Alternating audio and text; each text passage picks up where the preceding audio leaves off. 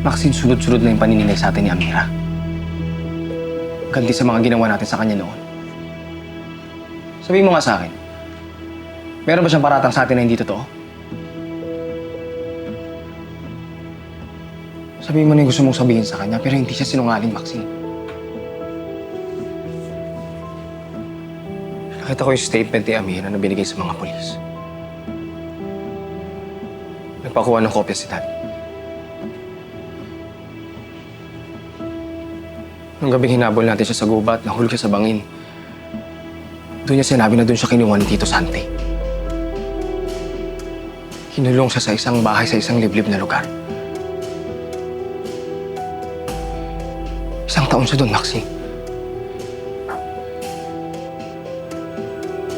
Ginawa siyang sex slave. Nangyari yun sa kanya nang dahil sa atin. Eh ano naman ngayon? Pati ba naman ginawa raw ni Tito Santi? Aalahanin pa natin? Past is past. Maxine, bakit pagbibintangan ni Amira si Tito Santi nang walang basehan? Alam natin kung anong klaseng tao si Tito Santi. Wala lang sa kanya mang power trip.